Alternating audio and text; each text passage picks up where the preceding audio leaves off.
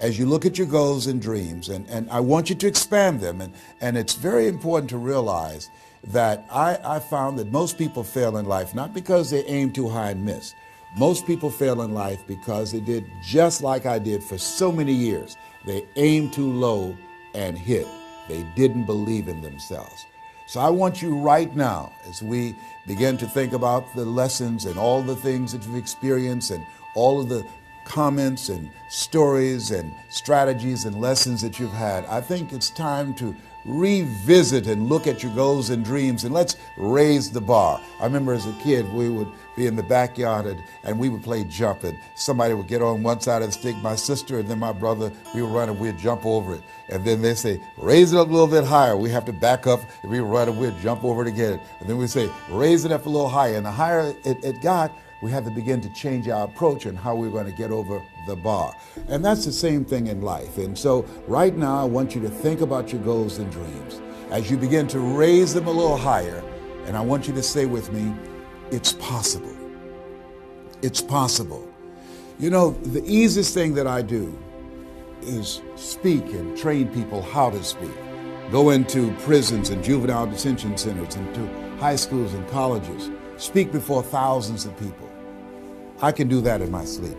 Let me share with you the most difficult thing I've ever done in my life. And it took me years to do. And that was to believe that it was possible. To believe that I can do it. Given my circumstances, born in an abandoned building on a floor, being adopted, being labeled educable mentally retarded, failing twice in school, no college training, never worked for a major corporation. To believe that I had something of value to say, that somebody would want to listen to me, to believe that somebody would pay me to talk to them. Have you ever thought about something you wanted to do and you talk yourself out of it? I remember going to see Zig Ziglar, who I consider the #1 motivational speaker on the planet, and Dr. Norman Vincent Peale when he was alive, and Robert Schuller. I used to see them and I would be so pumped up and inspired after hearing Jim Rohn, who recently passed, one of the great motivational speakers of all time, and Charlie Tremendous Jones. And I would go to my car pumped up, saying, yes, yes, yes, I can. And then after a while, my mental conditioning would kick in. I would say, Les Brown, you can't do that. You don't have a college education. Les Brown, you can't do that. You don't even know who your parents are. Les Brown, you can't do that. You failed twice in school. Come on. Ever thought about something you wanted to do and you talk yourself out of it? There's a proverb that says, if there's no enemy within, the enemy outside can do us no harm. That's why it's important that you make it a point every day to review these lessons, to get them deep, not only in the conscious mind, but the subconscious mind, and get them in your spirit. Well, how often should I do it? Do it until you are producing the results. That's how often you should do it. And you never stop, because once you stop, that's when those negative thoughts will come back. Once you stop, that's when you will begin to doubt yourself. Once you stop, I'm telling you what I know. Yes. Every day, it's a selling job on you. It's possible. I can do this. I can make this happen. No matter how bad it is or how bad it gets, I'm going to make it. It's possible. Yes, your dream is possible. Say that to yourself every day. Feed your mind with words that you write and words that you hear and words that you speak to yourself. Feed your faith, and your doubts will starve to death. Say to yourself, it's possible. It's possible. It's possible. Even when you have no evidence to point to, say to yourself, it's possible. There's nothing as powerful as a made-up mind. It's a struggle sometimes to do that, especially when you have people around you telling you that it's not possible, that you can't do it. And they're constantly pointing out your failures of the past, constantly reminding you of all of the things that you don't have going for you. I'm reminded of the story of the two little boys that were playing on some ice during the winter. And as they got further out on this ice, one fell through the thin ice and And so the little fellow that was still on top of the ice, he was trying to save his little buddy. And he couldn't reach him. He was trying to pull him. He could see him through the thin ice as he got further away from him, struggling. And he couldn't reach him, and he's trying to break the ice, and he couldn't do it. And he looked around, and he saw a tree in the distance, and he ran, and he got up on the tree, and he pulled and broke down an enormous-sized branch and came back and savagely began to beat that ice and broke it. And miraculously, he saved his friend. And when the paramedics came, and they were able to revive this little boy, they were scratching their heads. They're trying to figure this out. Said, how could this little pruny fellow go up in a tree and break off a branch this size and then come back and beat and break the ice and save his friend? They thought it was just miraculous. It was baffling. And an old guy who was there said, I can tell you how he did it. And they said, how? How did he do it?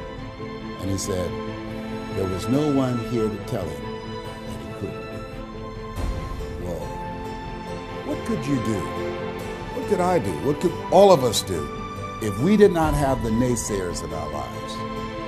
That we believe naively like that little boy that it was possible. What would you do if failure was not on the table? Do you realize that 87% of people allow the fear of failure to outweigh their desire to succeed because they've been convinced by the evidence, by being practical, by being logical, by being realistic. I did that. Leslie, yes? You're going to speak for corporations? Yes. Leslie, do they have a college education? Yes. Do you? Wesley, you know that I don't have a college education. Leslie, are these people experienced? Yes. Are there people with PhDs and MBAs that they could choose rather than choose you? Yes. So you don't have a college education. You have no experience. You're talking about becoming a speaker, and they're going to reach over people with PhDs and MBAs and years of experience and choose you. Are you being realistic? Come on, Leslie. Come on, Leslie. You can't do this. My brother, he's a wonderful person. And he constantly reminded me that I couldn't do what I'm doing now. But that really wasn't the bad part.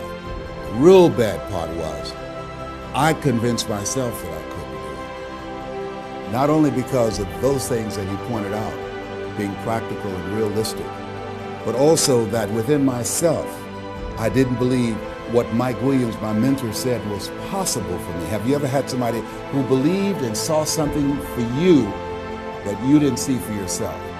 And here's how I escaped that. I discovered that sometimes you have to believe in somebody's belief in you until your belief kicks in. So here's what I am believing for you. The goals that you right now have, the things that you have envisioned for yourself, this is a reflection, what you've done thus far and what you are engaged in doing.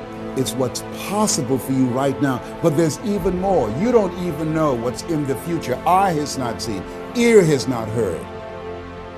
If you believe in yourself, if you constantly remind yourself after every defeat, after every setback, every time you get knocked down, I've got a saying, if life knocks you down, try and land on your back, because if you can look up, you can get up. See, a lot of people, because of failure, they stop believing. Let me share something with you. You will fail your way to success. Yes. 8 out of 10 millionaires have been financially bankrupt. You will fail your way to success. It doesn't matter how many times you fail. It doesn't matter how many times people tell you that you can't do it. It doesn't matter if you don't have a dime in the bank. You will fail your way to success. What's very important is you're believing in yourself. You're constantly saying, somehow, some way, I'm going to make it. I remember a lady out of Detroit, Michigan. They called her Martha Jean the Queen. And she had a motivational message she gave all the time on the radio. And the question she would ask was, do you really want to win? Do you really want to win? And she said, if you really want to win in life, you've got to believe in yourself when no one else does. You've got to believe in yourself. See, it's easy to believe in yourself and to have faith if you have a good bill of health, if your relationship is working out fine, if you have money in the bank, if you have a secure job, if your mortgage note is paid current, if the children are acting like they have good sense. It's easy. If you go to a doctor, they say, oh, you're doing real good, I'll see you next year.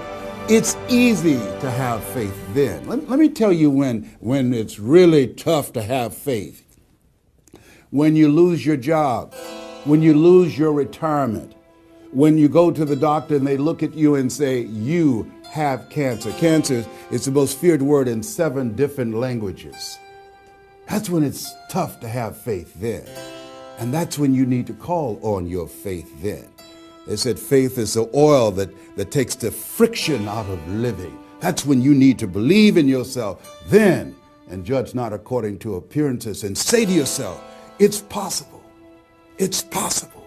I can make it. It's possible. I'm going to get through this. It's possible. I'm not going to allow this to get the best of me. Yeah. I don't know what you're up against. I don't know what you're facing, but here's what I do know. You've got something special. You've got greatness in you. And I know it's possible that you can live your dream.